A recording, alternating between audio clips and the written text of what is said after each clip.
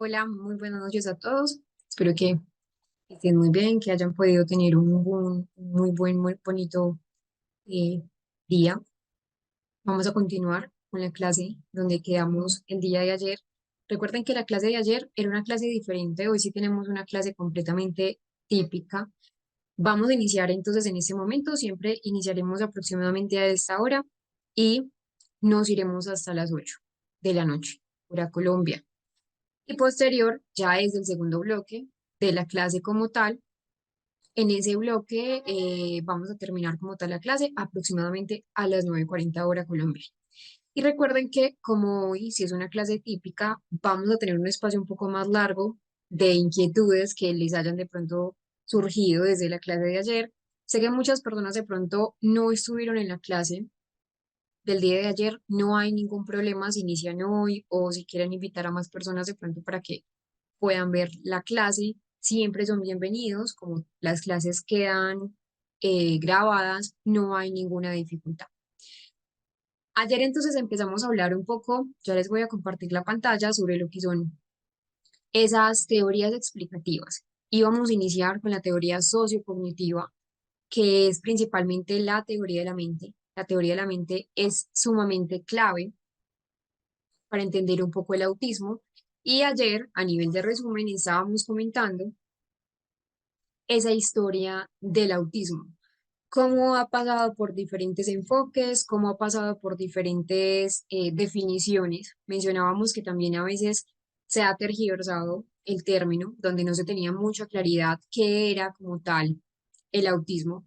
Ahora se sabe y hemos tenido más avances en esa parte de las investigaciones neurobiológicas. Ya se ha establecido una relación entre ciertos síntomas característicos del autismo con esa parte genética y alteraciones en esa parte neuroquímica. Entonces, afortunadamente ahora tenemos una perspectiva más cognitiva, una perspectiva también ya más psicológica, y es acá donde llegamos entonces hasta el día de ayer con lo que es el inicio de las dos corrientes. Una corriente que es sociocognitiva y otra corriente que es neurocognitiva. Al fin y al cabo son dos corrientes explicativas, dos grandes grupos. Dentro de esos grupos vamos a encontrar varias teorías. Por ejemplo, en la neurocognitiva está la teoría de las neuronas espejo, la teoría de la disfunción ejecutiva. En la sociocognitiva tenemos la teoría de la de la teoría de la mente, que son factores claves, son pilares para comprender lo que son los procesos en el autismo. Como tal, estas dos corrientes principales nos dan una explicación de qué puede estar pasando en el cerebro de una persona con autismo, tanto a nivel cognitivo, a nivel psicológico, a nivel comportamental. Como tal, estas dos corrientes, cabe aclarar que no son esos criterios diagnósticos, que también los vamos a trabajar, pero como tal no son los criterios diagnósticos, son teorías explicativas. Entonces llega la primera, y es la corriente sociocognitiva, con la teoría de la mente. En sí, la teoría de la mente empieza a introducirse como concepto, principalmente por Primack y Woodruff, en 1978. Antes de esto, me acabo de acordar, me acabo de percatar que les quería compartir un video fundamental de dos personajes que estábamos viendo ayer, que era Leo Kanner y Hans Asperger. Sobre todo Leo Kanner, quien fue la primera persona en diagnosticar a alguien con trastorno de espectro autista, que fue Donald Triplett. Espero que hayan buscado un poco de la historia de Donald Triplett. Recordemos entonces que al principio fue diagnosticado con esquizofrenia, ya se percataron que realmente no era esquizofrenia, que el autismo no tenía que ver con esquizofrenia, y era un video que les quería compartir el día de ayer, pero pues por cuestiones de tiempo no lo pudimos ver, pero sí quiero que lo veamos y que ustedes puedan ver al mismo Leo Kanner hablando sobre lo que es el autismo. Después de ese video, vamos a pasar a la parte de lo que es la teoría de la mente.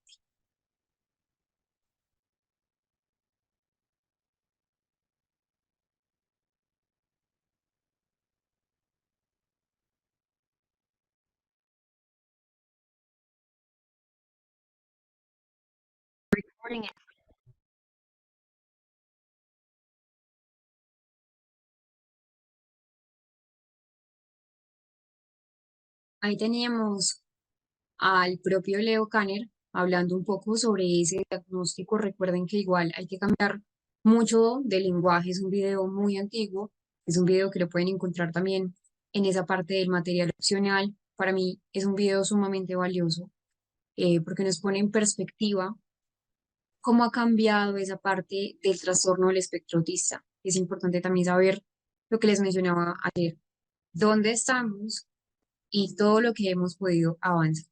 Ahora sí, con esa parte de la teoría de la mente, que hace parte de la corriente sociocognitiva. ¿Qué pasa en el autismo?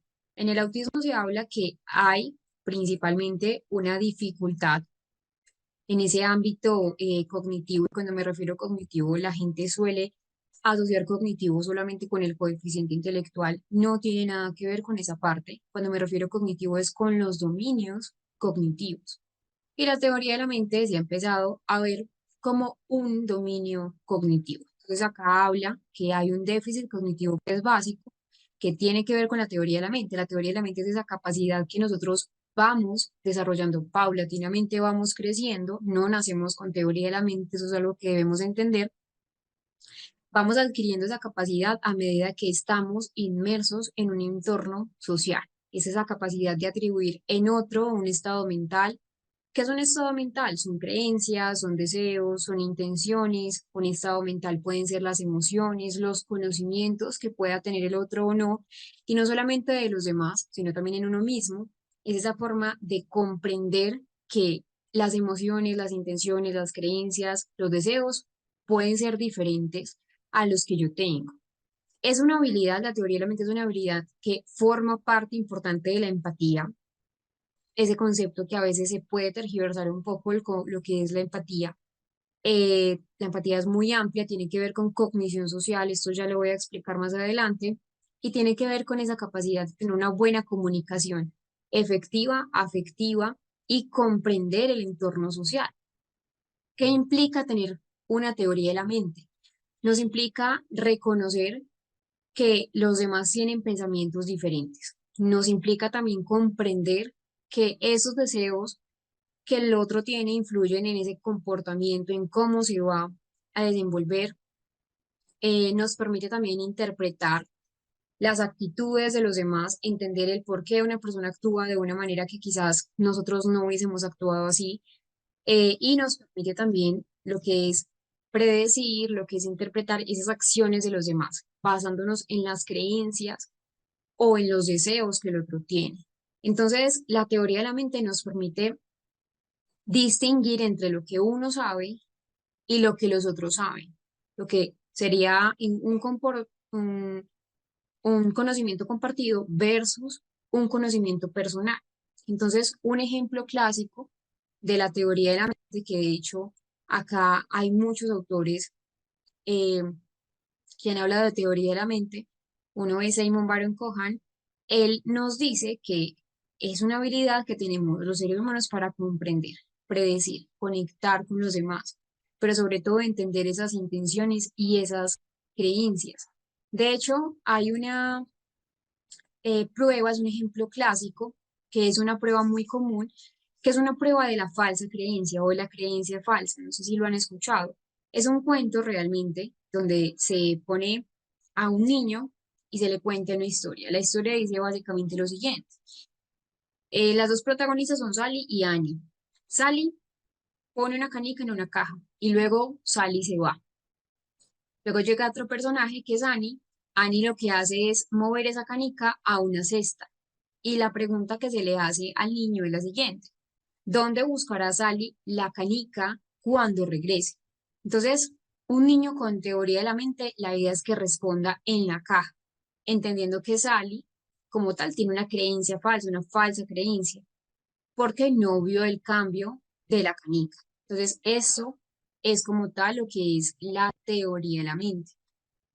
Este concepto, como les digo, se introdujo por Primack y Woodruff en 1978, pero desde la fecha se ha empezado a estudiar qué es teoría de la mente. Ellos dos los empiezan a estudiar en experimentos en chimpancés porque querían realmente develar si los chimpancés, nuestros primos lejanos, tenían esa capacidad de comprender las relaciones sociales. La teoría de la mente como tal no nacemos con ella. Es a partir de los 4 o 5 años donde la mayoría de los niños empiezan a desarrollar una teoría de la mente, pero muy básica, muy incipiente, y paulatinamente van creciendo, van desarrollándolo mucho más.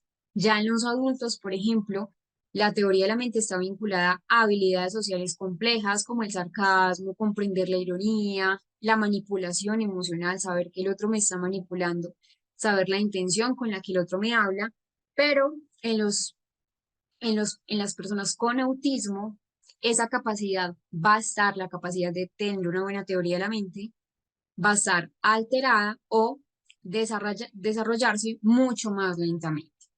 Entonces, cuando evaluamos la teoría de la mente, se evalúa a través de muchas pruebas neuropsicológicas. Una, que es la más simple, que es las pruebas de falsa creencia, como las acabé de explicar, la de Sally y Annie.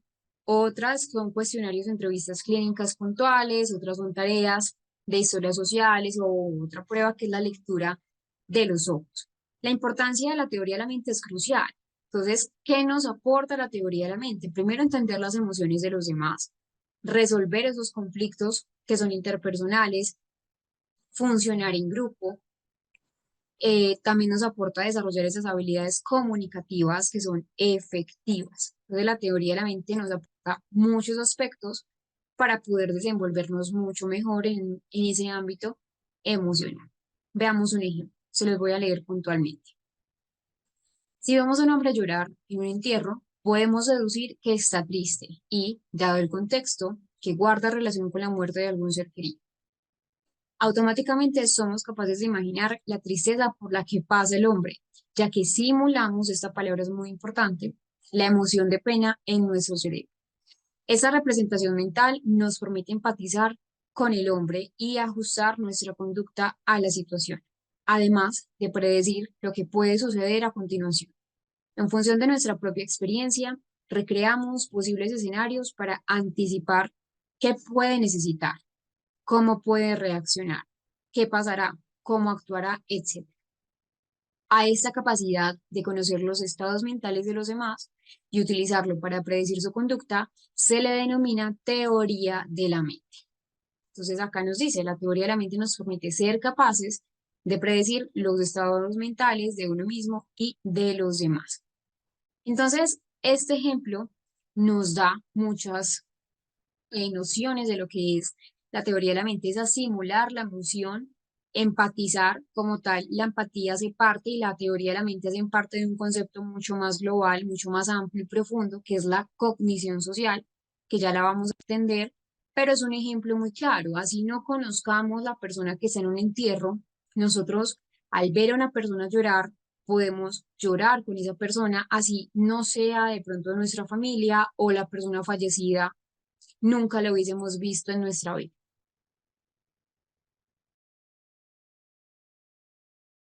Recording in progress.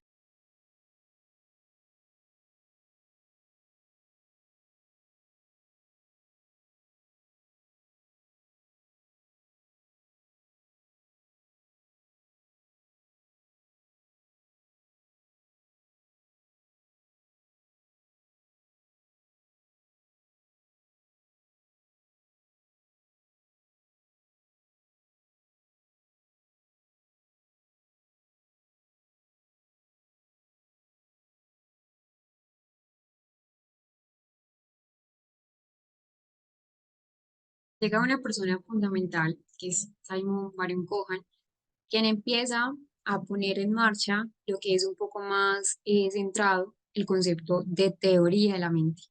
Como tal, no fue la primera persona en hablar de teoría de la mente. Recuerden que Woodruff y Primack se interesaron por primera vez, pero se ha relacionado a Simon Baron Cohen, que por cierto les recomiendo muchísimo este libro. Tengan muy en cuenta que ya no se habla de síndrome de Asperger. Fue un libro escrito antes del 2013, en esa década de los 90, entonces tener muy en cuenta este concepto. Pero sí, eh, para poder profundizar un poco más en lo que es teoría de la mente. Les voy a leer lo que Simon nos da sobre teoría de la mente, el concepto que nos arma para podérselos explicar.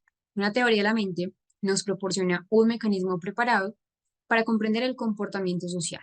Podríamos predecir que si a una persona le faltara una teoría de la mente, es decir, si una persona estuviera ciega ante la existencia de los estados mentales, el mundo social le parecería caótico o confuso y por tanto puede ser que incluso le infundiera miedo. En el peor de los casos, esto podría llevarle a apartarse del mundo social completamente y lo menos que podría suceder es que le llevara a realizar escasos intentos, de interacción con las personas, tratándolas como si no tuvieran mentes y, por tanto, comportándose con ellas de forma similar a como lo hacen con los objetos inanimados. Porque Simon Baron Cohen nos da esta definición. Para las personas que de pronto no saben o no conocían previamente a Simon Baron Cohen, de hecho su psicólogo es un neurocientífico, él es británico y es muy reconocido principalmente porque es muy influyente sobre las teorías del autismo, específicamente esta parte de la teoría de la mente.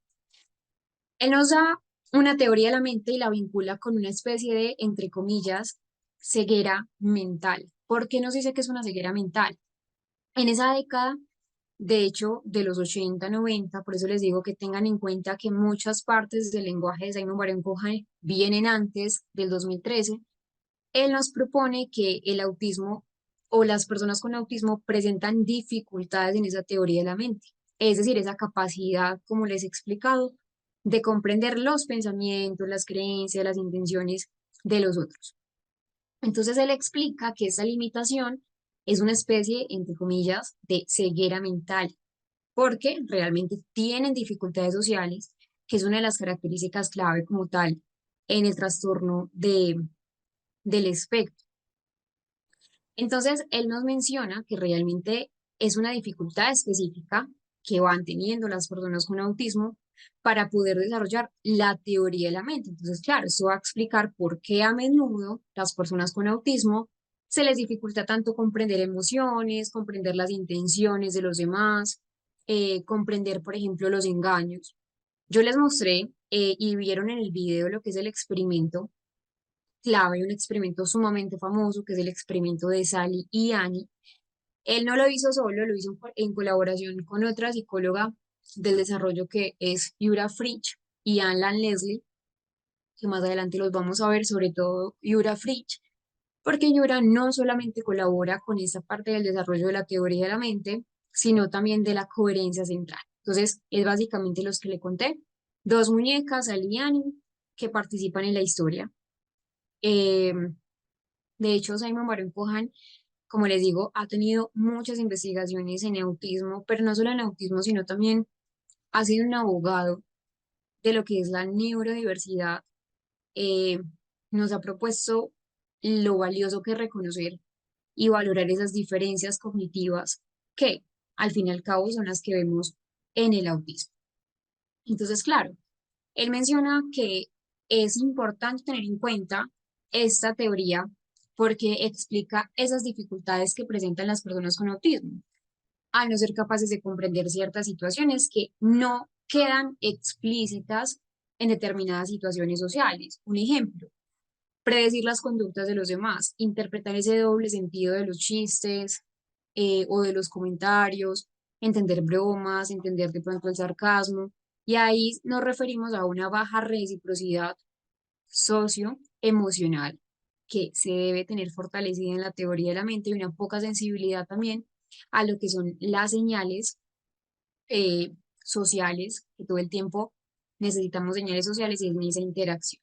Entonces, algunas de las invitaciones que podemos ver en teoría de la mente que tiene que ver con el autismo es, primero, una dificultad para comprender esa conducta de los demás, entender por qué ciertas personas hacen ciertos actos, les cuesta, incluso ellos mismos a veces tienen dificultades expresando por qué hicieron cierta conducta, eh, problemas para darse cuenta de las intenciones de los demás, ese entender que el otro de pronto viene con una intención mala o una intención negativa, les cuesta. Entonces a veces, entre comillas, pueden pasar por personas muy ingenuas. No es que sean ingenuas, una cosa es la ingenuidad y otra cosa es baja teoría de la mente. Entonces es allí donde a veces comprender las señales que a veces están implícitas, por ejemplo, el tono de la voz de una persona cuando miente, es muy característico. A veces para ellos les cuesta entender, les cuesta diferenciar. Dificultad a la hora de expresar sus conductas y explicarlas que ya les había mencionado. Problemas en la comprensión de cómo sus conductas pueden afectar a los demás. Un ejemplo, a veces muchas personas con autismo, no todas, pueden de pronto ser o pasar por imprudentes porque quizás pueden decir las cosas sin ningún filtro emocional o pueden decir las cosas entre comillas intacto. Entonces, le pueden decir a una persona que de pronto su vestimenta no está bien o no le queda bien acorde al cuerpo, etcétera, etcétera. Y a veces puede herir a los demás sin intención. Una cosa es decir las cosas con intención, que sean ciertas y decirlas con intención de herir y hacer daño. Y otra cosa son las personas con autismo que a veces lo hacen simplemente porque no hay ese control ejecutivo. También dificultades para anticipar. Esa es otra, incapacidad para darse cuenta de ese nivel de comprensión, o también ese nivel de interés de las personas cuando lo están escuchando.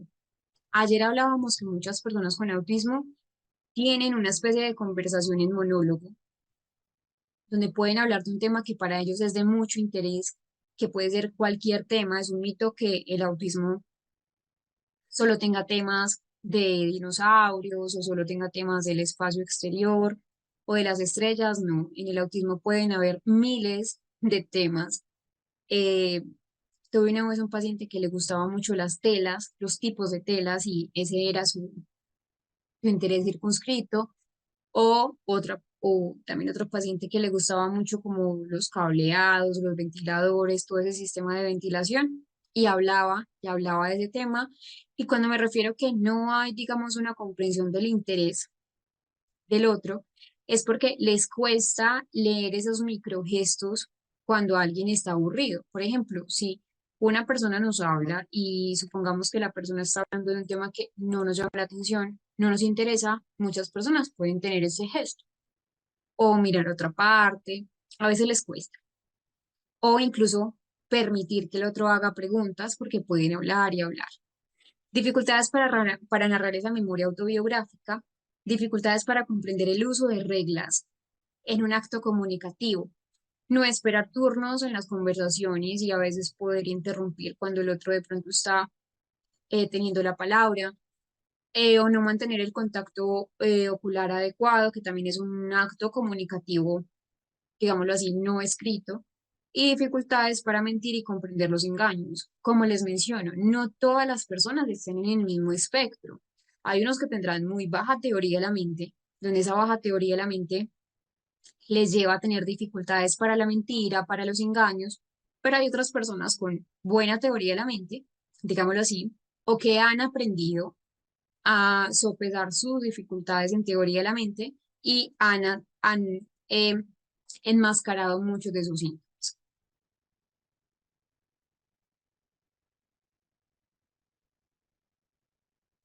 Y ustedes se podrán preguntar hasta qué punto una persona con autismo puede dominar la teoría de la mente, hasta qué punto la puede dominar o más bien hasta qué punto la puede desarrollar. De hecho, esto fue una pregunta que una vez me hicieron en un diplomado, en una corte, y creo necesaria expresarla. Realmente, cuando hablamos de un dominio de teoría de la mente, en niños con autismo varía significativamente de una persona a otra. Sí, y eso tiene que ver con esa neurovariabilidad. Depende de factores, primero, como ese nivel de desarrollo cognitivo, depende del nivel de lenguaje. Depende si la persona ha tenido un estímulo terapéutico y depende también de ese entorno educativo y también las características individuales de cada autismo. Dos personas con autismo nunca van a ser iguales. Entonces, cuando hablamos de hasta qué punto se puede desarrollar, debemos entender que hay casos con buen desarrollo, es decir, en niños con autismo de alto funcionamiento, lo que sería el CEP, esa parte del nivel uno de autismo, ese nivel uno de apoyo, pueden llegar a desarrollar teoría de la mente, incluso pasar pruebas clásicas como la de Sally y la de Anne. y a menudo de hecho logran razonar lógicamente sobre esos estados mentales de las demás. Es decir, empiezan a racionalizar las emociones, pero puede que no logren eh, comprender las emociones o comprender esos estados mentales de los demás de forma automática o lo que en otras palabras coloquiales dirían de forma intuitiva.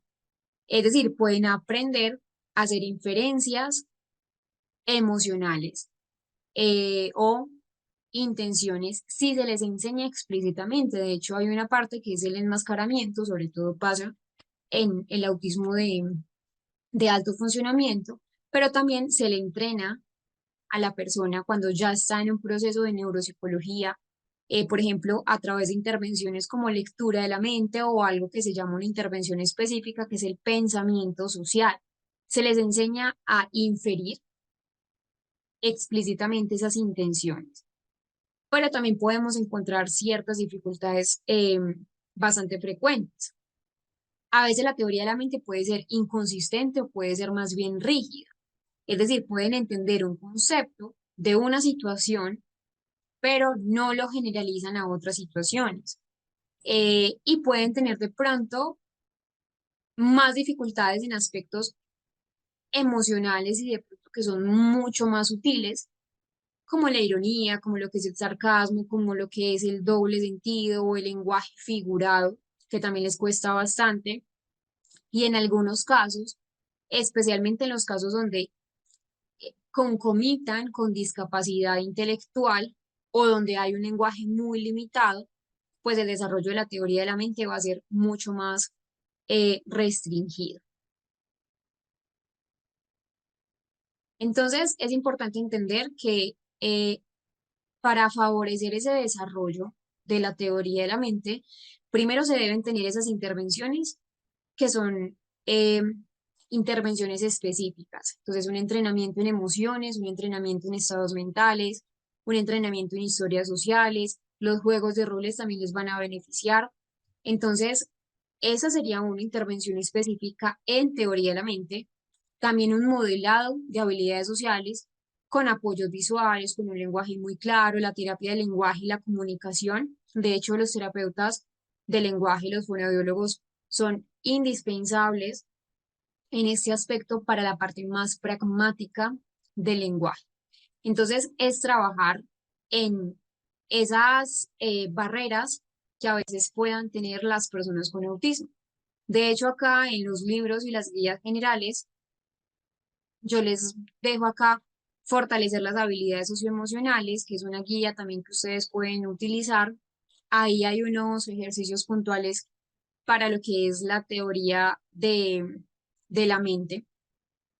Por ejemplo, esa parte de crear un ambiente emocionalmente seguro al interior del aula. Bueno, hay varios aspectos que pueden trabajar. La parte es que sea, obviamente, pues una parte lúdica, sobre todo si estamos trabajando con niños. Ese se las acaba de mostrar, aprendiendo sobre las emociones, porque si no trabajamos ese ámbito emocional, es muy difícil que podamos trabajar la teoría de la mente, porque trata principalmente de esa parte de las emociones, de la cognición social. Entonces, esa parte es fundamental, es fundamental. Yo sé que ayer ya nuestro coordinador les dio los números donde pueden tener el material de estudio, pero eso que les acaba de mostrar en el material, pues esa parte de los libros, las guías, los casos prácticos, están en el drive del material, el enlace que es único para cada uno de los estudiantes. Y la idea es que le pregunten a la coordinadora Paula Contreras, que son estos dos números que ustedes ven allí, para que puedan entonces tener acceso a todo este material. De hecho, hay otros materiales que les voy a ir subiendo conforme vamos avanzando. De hecho, ahora, más tarde, les voy a compartir una anamnesis centrada en personas con trastornos del neurodesarrollo para que lo puedan allí tener y utilizar.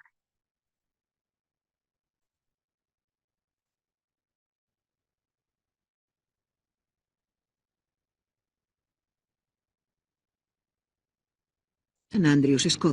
Entonces, en resumen, de lo que es la parte de la teoría de la mente, es fundamental tener la clave, igual es un paradigma que ha sido muy productivo a la hora de explicar de forma más coherente qué pasa en la mayoría de los síntomas del autismo. Pero ojo acá, no explica todos los síntomas, porque por ejemplo, por eso tenemos varias teorías explicativas que a la luz de juntarlas todas, es como una especie de rompecabezas, nos dan una construcción de lo que es el diagnóstico. Pero sí nos explica esa dificultad para hacer esas meta representaciones en las personas con autismo, es decir, pensar o de imaginar el estado mental de los demás. Y al fin y al cabo, pues también es algo que se va desarrollando paulatinamente, no es algo que de la noche a la mañana surja, es algo que debemos tener muy presente. Un niño con autismo sí puede desarrollar teoría de la mente hasta cierto punto y que especialmente si tiene un buen nivel de lenguaje, si tiene buenas intervenciones, adecuadas intervenciones, la va a poder desarrollar hasta un punto.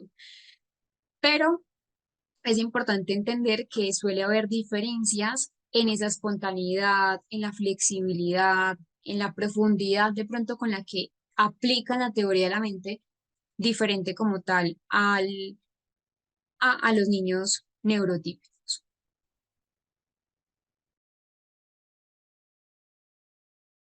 Morning and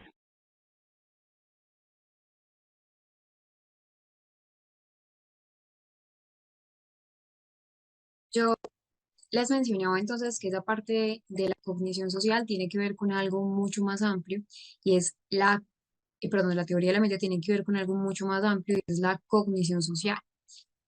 En sí, ¿qué es la cognición social? ¿Cómo es la relación de la teoría de la mente y la cognición social? En general, comparten redes neuronales que constituyen ese funcionamiento. Como tal, la teoría de la mente y la cognición social son conceptos que al fin y al cabo en ese ámbito social son fundamentales desde la neuropsicología y la psicología a nivel cognitivo porque se refieren a esa capacidad de entender, a esa capacidad ambos de predecir esos estados mentales de los demás y en un sentido mucho más amplio de poder interactuar estratégicamente en ese contexto en un nivel eh, social. Cada término de estos dos tiene sus matices que son diferentes, eso es algo que debemos tener muy presente. La teoría de la mente ya sabemos qué es, pero algo importante es que hay dos tipos, teoría de la mente cognitiva y teoría de la mente afectiva. De hecho, también en la empatía hay esos dos conceptos, una empatía cognitiva y una empatía más de corte afectivo, en la cognición, en la teoría de la mente también.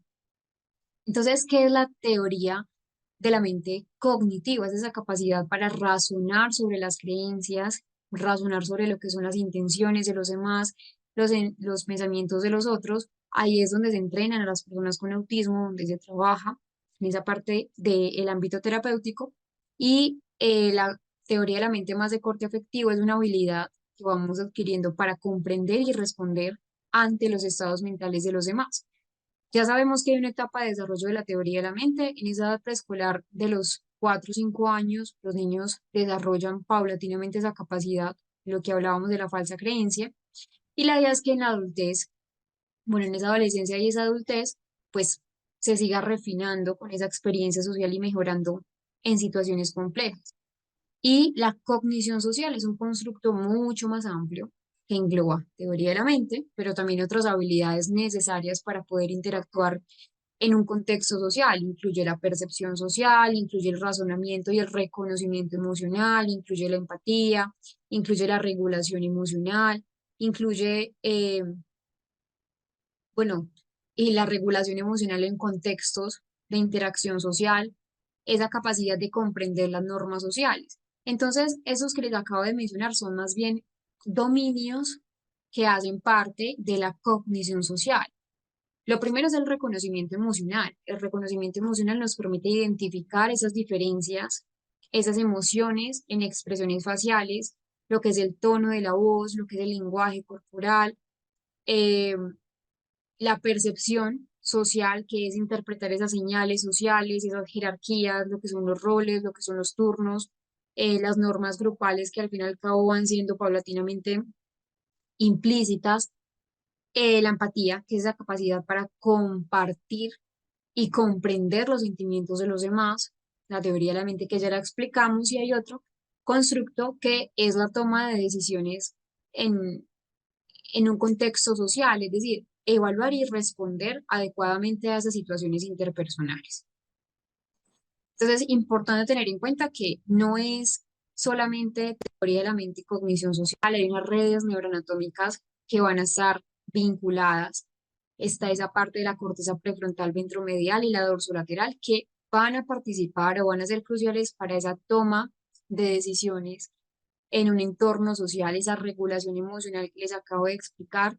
La amígdala también participa ahí, que está implicada en ese procesamiento de las emociones, el giro temporal superior, que ahí lo ven también, para ese reconocimiento de los movimientos, de las acciones en los otros, y la corteza cingulada anterior, vinculada con la empatía y esa toma de perspectiva. Entonces, importante tener en cuenta que la relación entre teoría de la mente y cognición social es amplia. La teoría de la mente es más bien un componente central, como les mencionaba, de la cognición, donde la cognición social abarca mucho, un rango mucho más amplio de habilidades. Hay personas que tienen buena teoría de la mente, comprender pensamientos de los demás, una teoría de la mente cognitiva, pero mostrar un déficit significativo en ese reconocimiento emocional o más bien un déficit en esa adaptación a las normas sociales, aspectos que al fin y al cabo forman parte grande de la cognición social. El término empatía es un término amplio, es un término que se ha venido de pronto eh, tergiversando a lo largo del tiempo. La empatía no es solamente ponernos en los zapatos del otro, es entender que no es solo ponerse en los zapatos, es comprender cómo se siente, qué está pensando. Aunque no estemos de acuerdo con la situación o no hayamos vivido lo mismo. Por eso les digo que hay varios tipos de empatía. Una empatía emocional, que es sentir lo que el otro siente, que es conectar emocionalmente con los otros. Esa parte tiene que ver mucho con lo que son las neuronas espejo, que ya más adelante se les voy a explicar, que eso sería una empatía más de corte o más de tipo afectivo, pero hay una empatía cognitiva, que es entender más racionalmente, más cognitivamente lo que la otra persona piensa. Hay personas que tienen solo empatía cognitiva, pero no tienen empatía emocional. Entonces, un ejemplo de empatía emocional que no les había explicado esa parte. Y recuerden que sentir lo que el otro siente, conectar emocionalmente. Entonces, siento tu tristeza como si fuera mía. El ejemplo que les mencioné en el entierro, por ejemplo, de la persona. Y una empatía cognitiva que es entender más racionalmente que la otra persona siente, piensa y se siente triste por.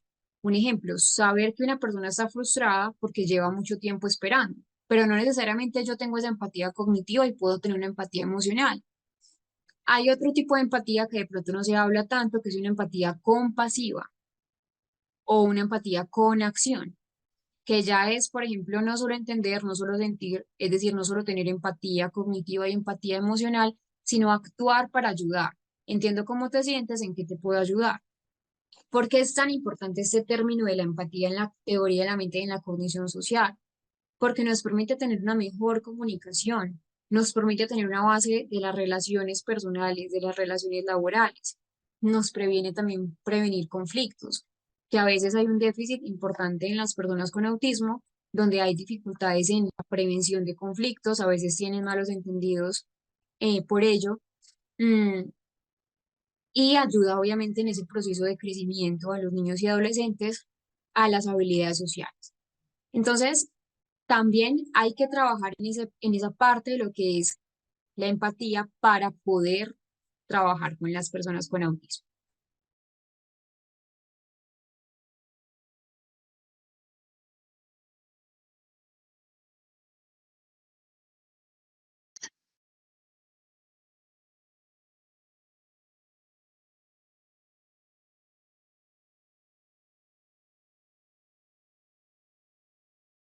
Otra de las teorías tiene que ver con la teoría de la disfunción ejecutiva. Entonces, ya vimos que una de las teorías es la corriente eh, sociocognitiva con teoría de la mente. Ya vamos para las corrientes neurocognitivas con la teoría de la disfunción ejecutiva. Entonces, se habla de que personas que tienen autismo tienen una alteración en esa capacidad para ejecutar lo que es un proceso de alto nivel, que realmente son varios procesos de alto nivel, eh, que recopilan las funciones ejecutivas. Como tal, las funciones ejecutivas son un conjunto de habilidades cognitivas, como les menciono, son de alto nivel, porque son las que dominamos o las que necesitamos durante toda nuestra vida, se van desarrollando paulatinamente, están almacenadas en esa parte prefrontal y es lo que nos permite planificar, organizar, regular nuestro comportamiento, nos permite adaptarnos a situaciones que son nuevas o situaciones completamente novedosas. Son habilidades esenciales para poder realizar todas las actividades de nuestra vida cotidiana. Tener un objetivo, resolver problemas, manejar el comportamiento en contextos o o en contextos que son muy desafiantes o que no estaban de pronto dentro de nuestra conducta. Entonces, por eso explica, esa es la corteza prefrontal, esto es lo frontal, desde acá, desde ese surco central, ese es el surco lateral. Este, esta que ustedes ven acá, que es un poco más sombreado, que está en azul, tiene que ver con esa corteza prefrontal. Entonces, explica por qué las personas con autismo pueden tener una conducta que es rígida, una conducta que de pronto tiene estereotipias, una conducta repetitiva, que a veces puede ser impulsiva, donde no hay un buen control, por ejemplo, de la memoria de trabajo, de la memoria de la flexibilidad ejecutiva, porque a veces les cuesta tanto tomar decisiones, incluso la autorregulación. Esta teoría es fundamental. Recuerden que ninguna teoría explica por sí sola toda la sintomatología que nosotros podemos encontrar en el trastorno del espectro. Por eso se habla que eh, es en general que se deben ver las corrientes. Cada corriente es única, cada corriente hace un pequeño fragmento de lo que es al fin y al cabo, pues lo que es el trastorno del espectro.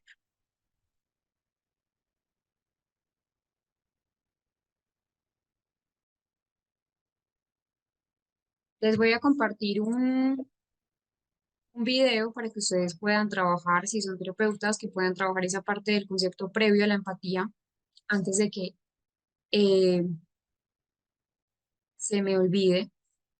Los otros videos también lo pueden compartir ustedes en el material de estudio, lo pueden ver allí. Este se los voy a compartir a través de este enlace de YouTube. Allí lo pueden ver. La idea es que trabajen con los niños ese concepto de la empatía, que vayan trabajando con ellos. Vamos a abrir el chat ya en este momento va a tener apertura para que puedan entonces colocar aquellas preguntas, ojalá sean preguntas de la temática para que no se desorganice el tema. Sé que, como les mencionaba ayer, muchos tienen dudas sobre cómo se diagnostica, quién diagnostica, cuáles son las pruebas, pero tratemos de que solo las preguntas sean centradas en el aspecto que ya hemos trabajado.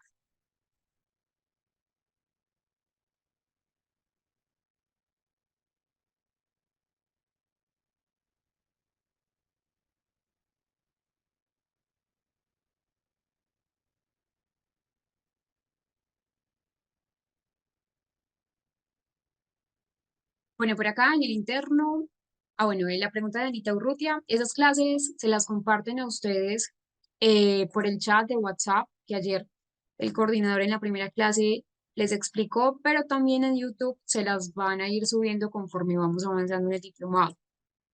Aún no han subido la clase de ayer. eh, Vamos entonces a, a ir compartiendo conforme vamos avanzando. No se preocupen, yo siempre les voy a compartir al inicio de la clase la primera, pues de ayer. Mañana entonces les comparto la de ayer y así sucesivamente, pero también se las comparten por el WhatsApp.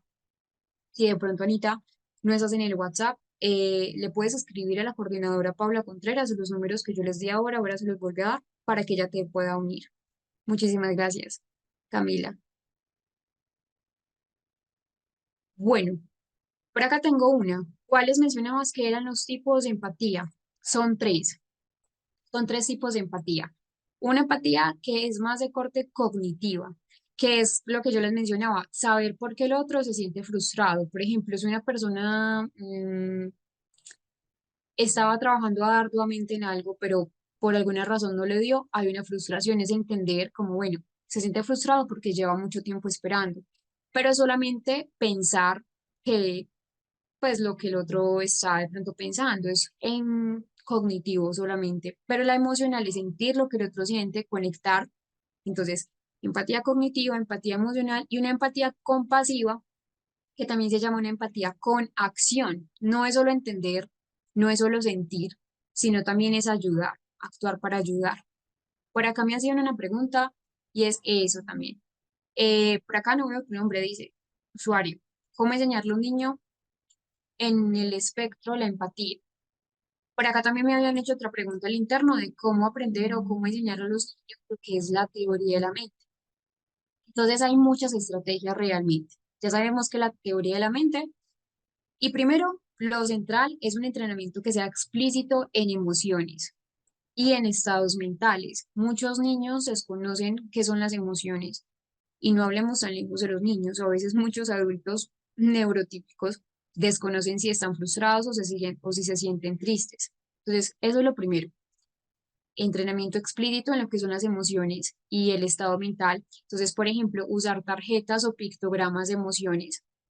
A las personas con autismo les benefician muchísimo los pictogramas, así no sean personas no verbales, así tengan el lenguaje muy desarrollado. El procesamiento cerebral en las personas con autismo es mucho mejor a través de la parte visual. Entonces, pictogramas con emociones o tarjetas de las emociones, si está feliz, si está triste, si está enojado, si se siente confundido, si se siente avergonzado, que ya serían como tal emociones más complejas o de segundo orden o segundo nivel. También enseñar la diferencia en lo que una persona piensa, siente y quiere. A veces tienen esas dificultades. A veces piensan que querer es pensar, o querer es sentir, o sentir es querer. Entonces, diferencia entre esos tres, que piensa, que siente y que quiere. Eh, entonces, herramientas, también hay aplicativos. Hay una que se llama Amazing, eh, que me gusta bastante trabajar con ellos esa parte, trabajar con historias sociales, que de pronto pueden buscar ahí, hay algo que se llama Historias Sociales de Carol Gray, que pueden buscar. Son relatos muy breves, muy breves, y los voy a copiar por acá para que lo puedan tener. Relatos sociales de Carol Gray, ahí se los estoy copiando, ahí, así lo pueden encontrar. Básicamente son relatos, pues son muy cortos, son como cuentos cortos, por eso se llaman historias sociales. Entonces, lo que hace Carol Gray fue crear como un montón de situaciones sociales muy puntuales, específicas, que suelen ocurrir en la vida cotidiana. Lo que el otro espera, cómo se sienten los demás, y lo que se hace es trabajar con ellos para poder anticipar, para poder ensayar esas respuestas sociales más adecuadas. Un ejemplo de eso es como cuando un amigo pierde o cuando tu compañero de colegio pierde, puede sentirse triste. No debo reírme, puedo decir, jugaste bien. Un ejemplo.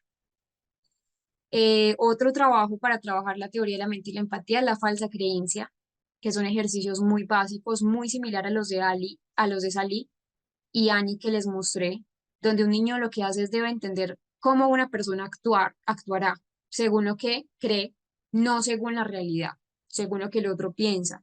Entonces, aquí se puede usar muchos cuentos similares a los de Sally y Annie para poder representarle lo que va a pasar o el juego simbólico. También en el juego simbólico se estimula la imaginación, que es algo en donde se debe trabajar también.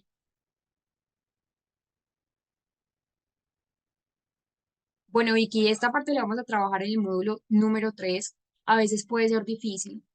Vicky nos dice cómo se podría informar a un padre de familia de que su hijo es probable que tenga trastorno del espectro autista. Muchos padres de familia, por los mitos que hay alrededor del autismo, por la tergiversación también del término, porque hoy en día, aunque hay más conciencia, hay demasiado demasiada dificultad todavía en entender. Entonces, informar a un papá, a una mamá, incluso a la familia, tiene, digamos, muchos matices. Requiere empatía, lo que estábamos hablando, pero también requiere una claridad en lo que es el diagnóstico. Primero, usar un lenguaje claro, de pronto no muy alarmista, comenzar resaltando las fortalezas del niño, luego ya en otras observaciones que de pronto consideremos que es de, entre comillas, más delicadeza, eh, y explicar también qué es el concepto de autismo. Muchos papás tienen el miedo porque piensan que un diagnóstico es una etiqueta que ya la persona va a perder su identidad y es explicarle como tal qué es la palabra autismo, desmitificar, explicar que el autismo, lo primero es que es explicar que no es una enfermedad. Hoy en día muchas personas piensan que el autismo es una enfermedad, sabemos que no, que es eh, una configuración desde ese neurodesarrollo que va a tener entonces diferentes formas de comunicarse, diferentes formas de interacción social. Entonces, también hay que explicarle el nivel, que cada niño es único, pero también es importante no solamente quedarnos ahí en el diagnóstico, sino invitar como tal al proceso terapéutico, mencionarle que va a poder adquirir habilidades eh, para poder tener al fin y al cabo una mejor calidad de vida. Y siempre los padres de familia siempre a veces responden con sorpresa, otros responden con negación, muchos se sienten tristes, llega también el sentimiento de culpa, pero la idea es primero escuchar también a los padres de familia y no solo quedarnos ahí, darles herramientas, darles recursos eh, para poder dar un buen diagnóstico. Igual esto lo vamos a ampliar más en el módulo 3 que es una intervención con la familia. Bueno, Camila nos pregunta, ¿un autista no verbal puede aprender a hablar? Sí, no todos, depende de muchos factores individuales, depende de las intervenciones, pero hay personas que son autistas no verbales y pueden llegar a tener un lenguaje coherente y claro. Un ejemplo, bueno, dos ejemplos, no sé si ustedes han escuchado hablar, igual se lo recomiendo bastante para que lean esa biografía. Ah, bueno, y conectando con lo que nos preguntaba hace rato de cómo darle como tal a un niño, perdón, a un adulto el, el diagnóstico, darle ejemplos de muchas personas que han tenido autismo y que tienen una muy buena calidad de vida. Ya volviendo al tema de la pregunta de Camila, que nos pregunta si una persona no verbal puede pasar a verbal, sí, dos personas, muchas personas en realidad, pero dos personas que han sido mm, mis aliados, entre comillas, para poder dar un ejemplo es Steven Wilshire, que es un artista visual británico, y eh, Temple Temple Grandin, que de hecho hay una película de ella donde empezó a hablar a los 4 años. Entonces, miren que hay muchas personas que han podido ser personas completamente verbales, sin embargo, hay otras personas que de pronto no desarrollan esa habilidad de lenguaje, pero por eso allí se debe utilizar esos sistemas aumentativos alternativos de la comunicación. Uno de ellos es el sistema PECS, que la verdad es muy funcional, que también vamos a ver cómo implementarlo, que son 6 pasos de hecho.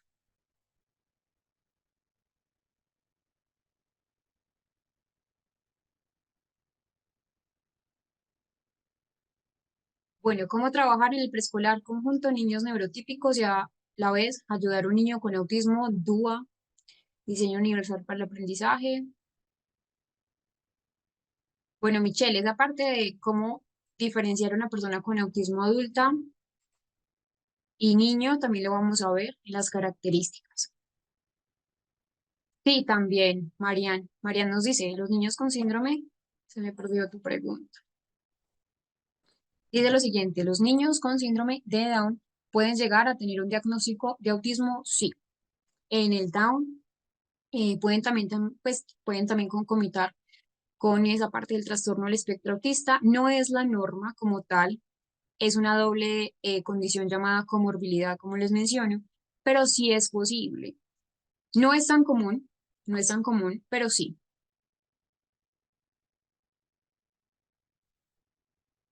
Bueno, vamos a ir a nuestro descanso y cuando regresemos vamos a volver a retomar esa parte de la temática que estábamos trabajando. Mira, nos dice, ¿cómo diferenció un autismo de un Asperger? Ya no se utiliza la palabra Asperger, ya se habla de niveles de autismo y trastorno del espectro.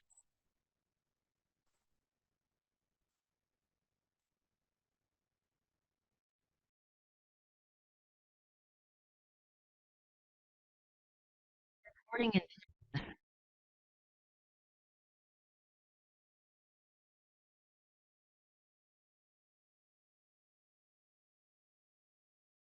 Volviendo al tema, lo que estábamos hablando, estábamos conversando de las funciones ejecutivas, son importantes tenerlas en cuenta principalmente porque explica la conducta repetida, esa conducta que es repetitiva. Hay varios tipos de funciones ejecutivas. Como tal, eh, ya sabemos que todas las funciones ejecutivas es lo que nos permite como tal tener una vida cotidiana. Eh, la inhibición, por ejemplo, tiene que ver con funcionamiento ejecutivo, que es esa capacidad para controlar esos impulsos, para resistir a esas respuestas automáticas que a veces pueden ser inadecuadas. Un ejemplo, evitar interrumpir en una conversación. La memoria de trabajo también hace parte de las funciones ejecutivas, hace parte de memoria a corto plazo, y funciones ejecutivas, que nos permite manipular, retener, seriar una información temporalmente para realizar tareas de alto nivel, tareas complejas. Entonces, recordar una información y ejecutarla, que al fin y al cabo es el seguimiento de instrucciones, tiene que ver con la memoria de trabajo. La flexibilidad cognitiva es otro tipo de función ejecutiva que explica esa conducta que está rígida, esa habilidad de funcionamiento ejecutivo de flexibilidad cognitiva nos permite adaptarnos a lo que son esas nuevas demandas, cambiar de estrategias, alternar entre una tarea y otra tarea. Entonces, cambiar, por ejemplo, de enfoque si un plan inicial no funciona de primera mano, poder planificar y organizar, por ejemplo, preparar un proyecto siguiendo unos pasos organizadamente, nos permite tener metas, nos permite diseñar estrategias, coordinar recursos, la capacidad de tomar decisiones también se ha relacionado con funciones ejecutivas. Decidir cómo intervenir, por ejemplo, eh, o cómo invertir ese tiempo o esos recursos en una tarea, evaluar opciones, hacer análisis de las consecuencias, seleccionar la mejor alternativa y también tiene que ver mucho con la capacidad de iniciativa, esa capacidad para iniciar actividades de una forma autónoma sin de pronto depender de estímulos que son externos. Por ejemplo, empezar a trabajar en una tarea eh, eh, antes de recibir, por ejemplo, recordatorios. Dentro de la teoría de la mente, perdón, dentro de la teoría de la función ejecutiva, también debemos entender que hay una neuroanatomía que les mencionaba de la parte del prefrontal. Entonces, la función ejecutiva está principalmente mediada por esas regiones prefrontales de lo que es el cerebro, específicamente la corteza prefrontal dorsolateral, que está asociada con la planificación, con la memoria de trabajo, con la flexibilidad cognitiva que les mencionaba, la órbita frontal, también esa parte del prefrontal orbitofrontal, vinculada con esa regulación emocional, con la capacidad de tomar decisiones basadas en recompensas sociales y la corteza cingulada, donde está relacionada con monitorear el conflicto, tener una atención selectiva. Entonces, ¿qué pasa en la teoría de la disfunción ejecutiva? Que intenta explicar esas limitaciones que a veces las personas con autismo pueden enfrentar. Un ejemplo, déficit en la organización, dificultades a la hora de seriar pasos, de secuenciar pasos, la parte de la inhibición, por ejemplo, entonces dificultades para controlar esos impulsos, esas respuestas automáticas, a veces suelen interrumpir conversaciones o dificultad para esperar esos turnos en una fila, por ejemplo, o de tener esos comportamientos repetitivos que son las estereotipias. También en esa flexibilidad, que es una de las áreas más afectadas de la función ejecutiva en el autismo, donde explica esa rigidez cognitiva, donde explica entonces ese pensamiento y ese comportamiento que a veces puede estar muy estereotipado también. Entonces, hay una preferencia por lo que son esas rutinas, que eso también depende pues de los niveles de apoyo que requiere una persona con autismo, siendo el grado de pronto más eh, de necesidad de apoyo de tres, pero igual hay una preferencia por las rutinas, hay una resistencia al cambio, dificultad para adaptarse a las nuevas situaciones o a nuevas perspectivas. Y a veces esa parte de la inflexibilidad puede llevar también a la persona con autismo a una frustración. Hablamos también de déficit en la planificación y en la organización, entonces hay dificultades para diseñar y ejecutar pasos hacia un objetivo, la memoria de trabajo que les mencionaba, que también puede tener limitaciones para mantener y manipular esa información a corto plazo. Em, y en general, esas manifestaciones conductuales asociadas van a ver al fin y al cabo esos comportamientos estereotipados, el reflejo de pronto de rigidez, el problema de la flexibilidad, esa dificultad para desviar la atención hacia temas o actividades nuevas. También esas dificultades en las habilidades sociales tienen que ver con la función ejecutiva. Entonces, claro, debido a esa combinación de dificultades en la inhibición, en la flexibilidad y en la autorregulación, las personas a veces cometen de pronto esos errores sociales que llevan a fin y al cabo sanciones sociales, como no esperar un turno, entonces el rechazo y una respuesta emocional que va desproporcionada. El prefrontal tiene que ver mucho también con esa regulación de las emociones, con ese sistema límbico trabaja conjuntamente. Entonces hay problemas para manejar esos cambios y esas frustraciones como tal.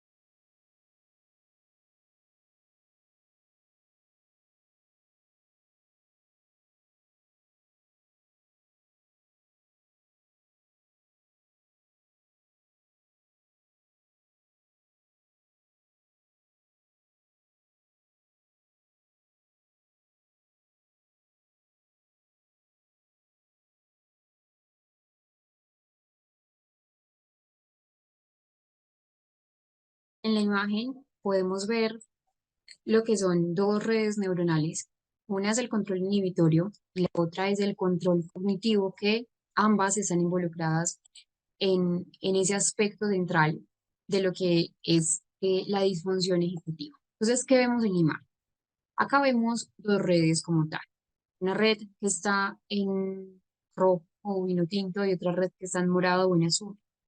Entonces, acá son dos vías del cerebro humano, izquierda medial, derecha lateral, ahí se ven muy claramente, eh, y realmente empieza a destacar esas redes que participan en los sistemas ejecutivos, es decir, esos mecanismos cerebrales que nos permiten planificar, seriar, inhibir, dirigir nuestro comportamiento.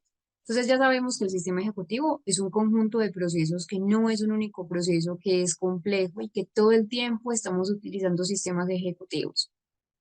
Entonces, en esa red roja, el control cognitivo como tal que está en roja, se encarga de qué? Planificar, de flexibilizar nuestra conducta de la toma de decisiones.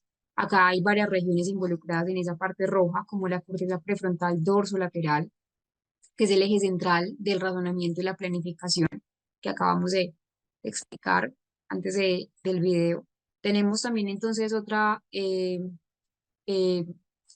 red u otra estructura que es la corteza cingulada anterior dorsal, donde allí detectamos errores, tenemos, digamos, un conflicto cognitivo como tal, manejamos el conflicto cognitivo, pero tenemos otra red, toda esa red es del control cognitivo, esta parte, y tenemos otra red, estas dos son las principales, y tenemos otra red, que es la que está en morada o en azul.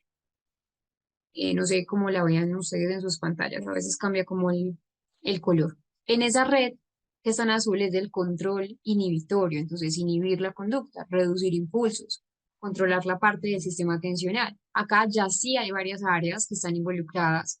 Está, por ejemplo, esa parte del área motora suplementaria, donde lo que hace principalmente esta es la corteza motora suplementaria, esta que ven acá, está la más pequeña, la que está al lado de la parte roja, donde esa corteza motora suplementaria es la que nos prepara nos regula los movimientos voluntarios, da esas respuestas.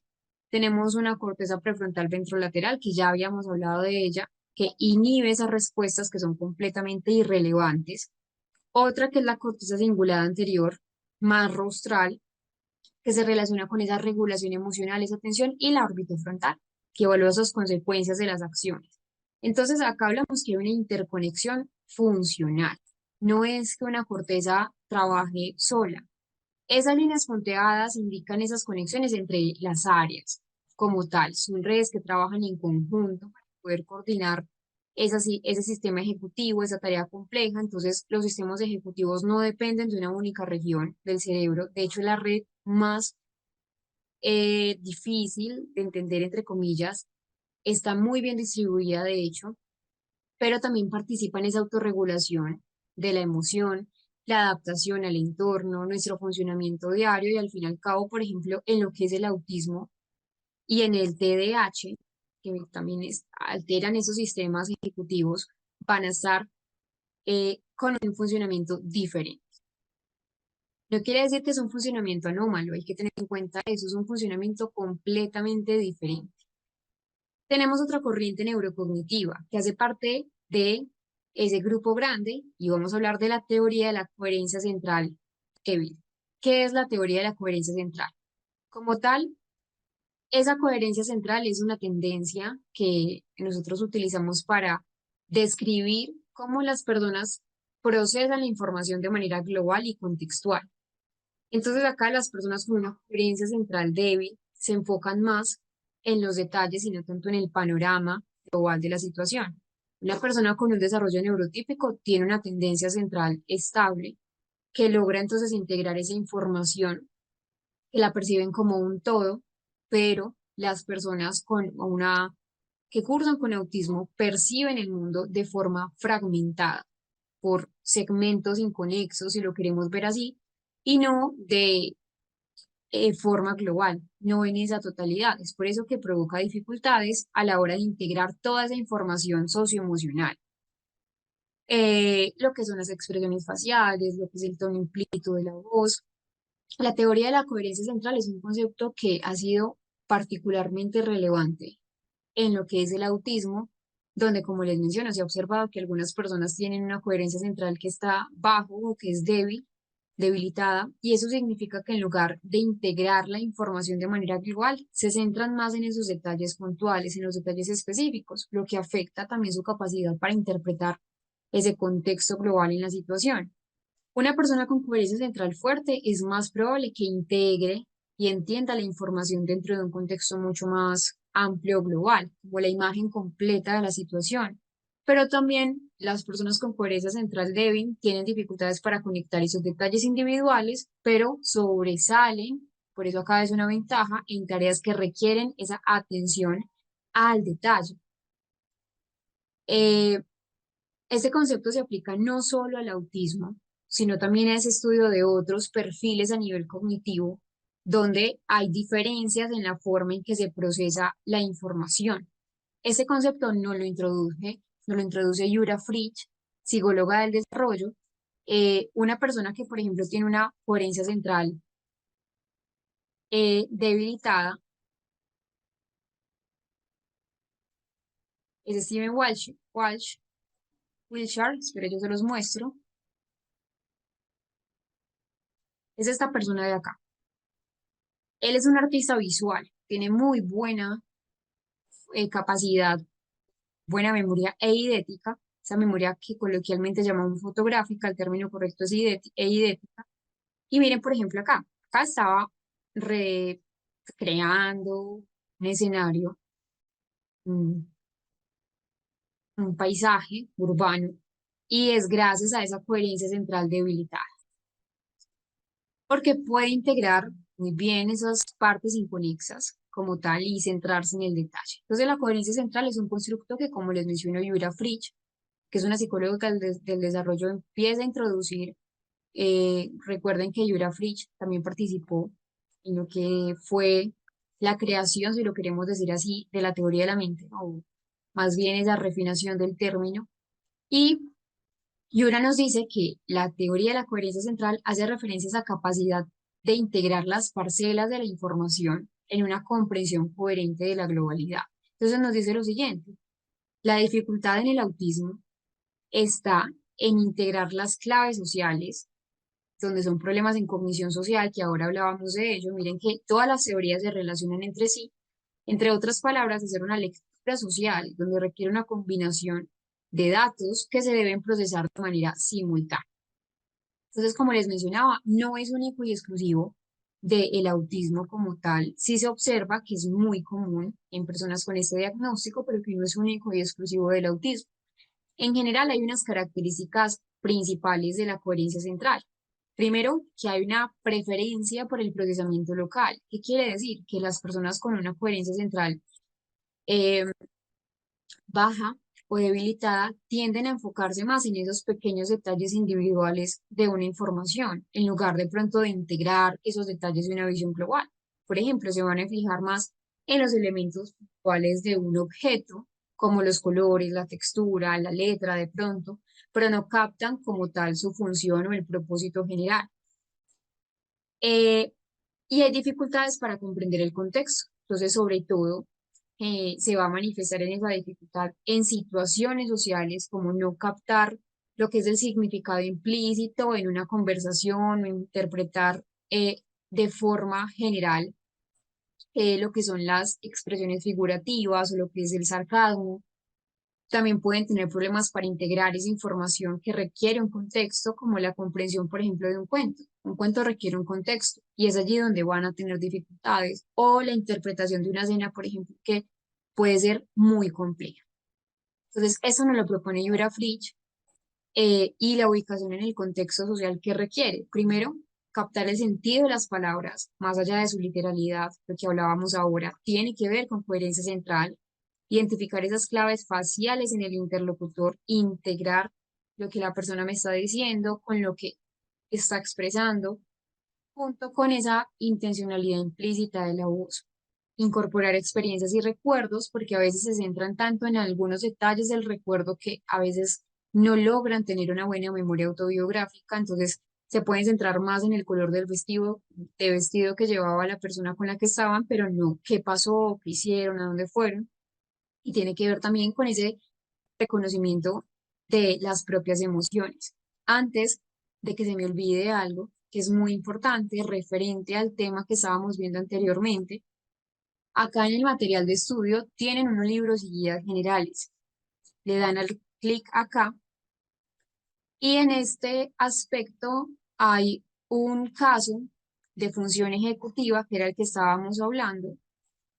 Le dan acá en casos clínicos de autismo y le dan acá en informe neuropsicológico de un programa que fue intensivo de 24 sesiones centrado en entrenamiento de las funciones ejecutivas en un niño de 5 años.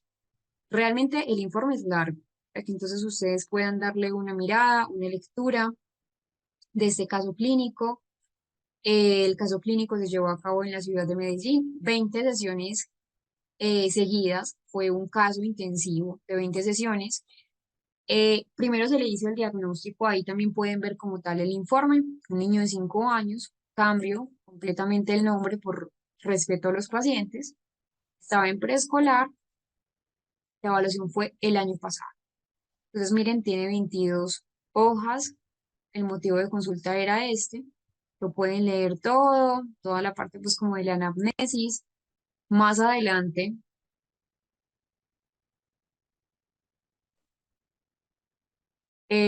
los instrumentos que se utilizaron para esa parte de la evaluación directa, cómo fue la puntuación, el rango normativo, qué se evaluó, con qué se evaluó, pues para que ustedes también tengan pues como ese conocimiento de que antes de la rehabilitación neuropsicológica o la estimulación cognitiva, sí o sí es importante evaluar.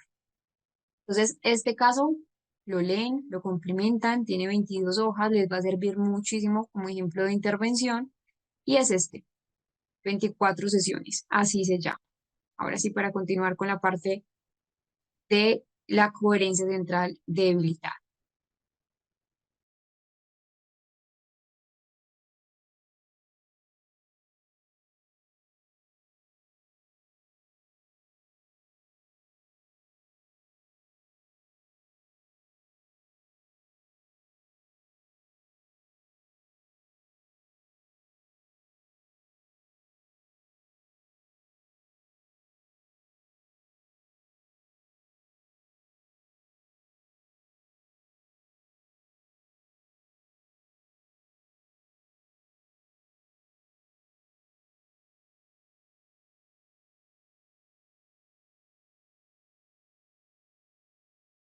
Ya teníamos parte de la entrevista que le hicieron a Yura Fritsch. Es una entrevista muy importante porque nos da una noción un poco más amplia sobre lo que es la teoría de la mente junto con lo que son las otras teorías que ya hemos visto. La disfunción ejecutiva lo hablo un poco, pero sobre todo la coherencia central. Yo les voy a compartir acá el enlace para que lo puedan terminar de ver. Eh, Allí entonces ella explica, no solamente en este video, sino que también hay otros en esa parte para que lo puedan analizar. Voy a responder una pregunta, ya para que hablemos de las otras preguntas que de pronto nos faltaban. Acá la había anotado, la tenía muy pendiente.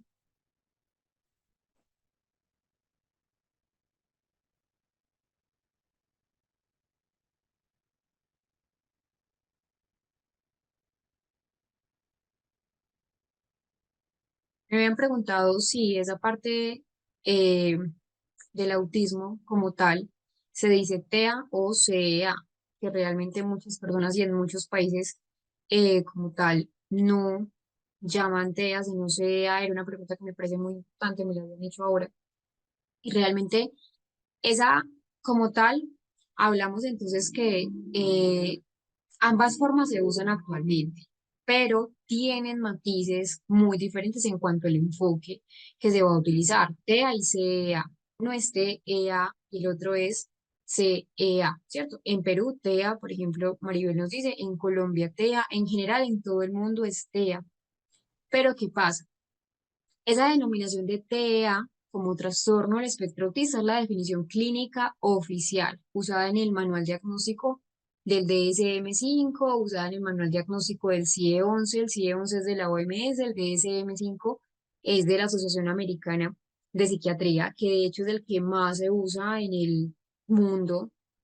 Todos los países utilizan el CIE y el DSM como manuales oficiales y obviamente nos subraya el hecho de lo que es un trastorno del neurodesarrollo, porque el autismo hace parte de esos trastornos del neurodesarrollo, con implicaciones clínicas, con implicaciones funcionales. Y el término más utilizado en el contexto médico y académico y en investigación es TEA, la T, la E y la A, con diferentes niveles de apoyo. Pero la pregunta que me hacían si es CEA, que como tal no es un enfoque o no es un término oficial, no es clínico, se habla más bien de que CEA es una condición del espectro autista, es un enfoque de pronto más social, no clínico, social. Desde esa parte de las políticas de las neurodivergencias, que busca alejarse de pronto de ese lenguaje medicalizado o un lenguaje entre comillas patologizante, pero realmente el TEA no se ve de esa forma. Y de pronto el término CEA es preferido por muchos activistas, por adultos autistas, por familia, sin desconocer el TEA como tal. Y es un enfoque de pronto más basado en ese modelo de la neurodiversidad, donde subraya pues que el autismo no es una enfermedad, sino una forma diferente de procesar el mundo. Pero como tal, clínicamente hablando, desde el manual DSM y el CIE-11, DSM-5TR, CIE-11, hablamos que lo oficial es TEA, ¿sí? Y que ya el término CEA es más como tal, desde el activismo como tal autista. Muchas personas con autismo se denominan CEA. Es un término de pronto que utilizan para promover esa aceptación de la neurodiversidad, pero en general, como correcto, ambos son correctos, pero que su elección depende también de mucho del contexto y también respetar cómo la persona o la familia prefiere nombrarlo. De hecho, por ejemplo, estuve un paciente que prefería llamarse CEA, CEA, que TEA, era un paciente con autismo y se le respeta. Pero como tal, el término clínico oficial para dar un diagnóstico es TEA, con la T. Eh, Socorro, sí, todos los enlaces están en el material de estudio. ¿Y qué dice SEA? Bueno, el término SEA como tal es condición del espectro autista. Ese es pues el nombre largo como tal.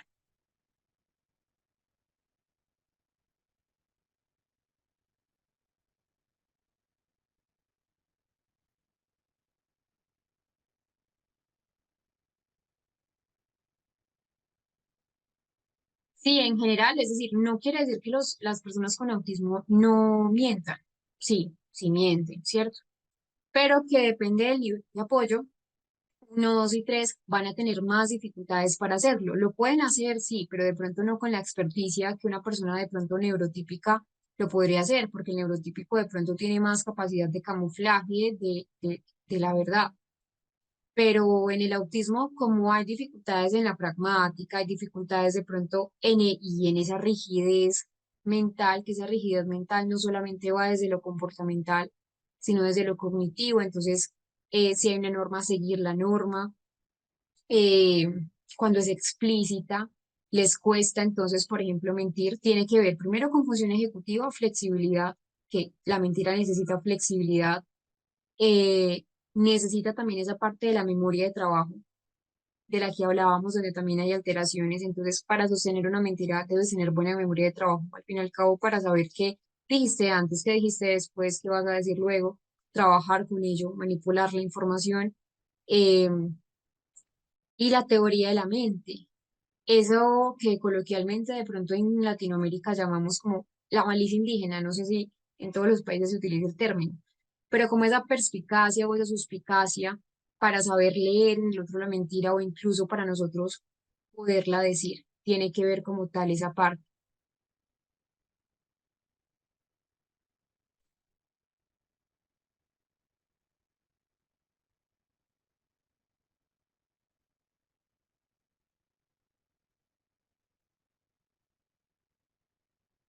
Bueno, Eugenia, esa parte que tú me dices, no solamente es trabajo en casa, sino también con esa parte terapéutica. No sé si, bueno, que nos hablas de Costa Rica, no sé si quizás eh, está también en ese proceso.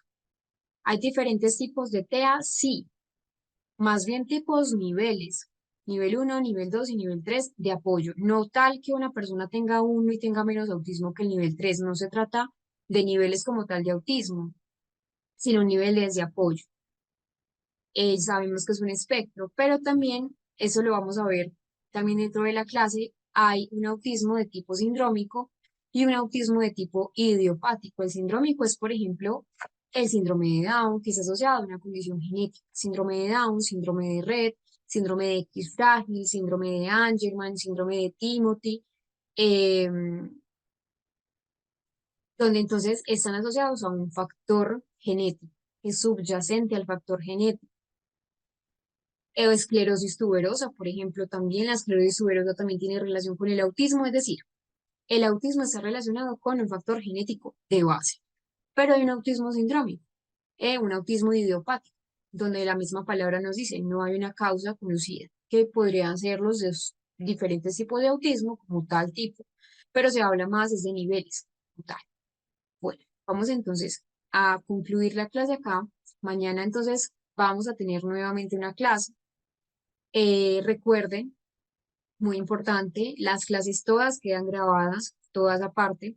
Ya les di los números del material opcional que le pueden escribir a la coordinadora Paula Contreras. Ella con mucho gusto les explica todo ese proceso más de corte administrativo para que puedan entonces leer también ese informe que les mostré, que es un poco largo, de 22 hojas, de un caso de un niño con autismo de 5 años, nivel uno, cómo se hizo una intervención intensiva de 24 sesiones, fueron casi que diariamente, eh, para trabajar las funciones ejecutivas y que puedan revisar el resto del material de estudio. Mañana entonces, ¿qué nos queda pendiente? Mañana la teoría de las neuronas espejo, que es fundamental, y ya empezar con esa parte de la clasificación eh, del autismo.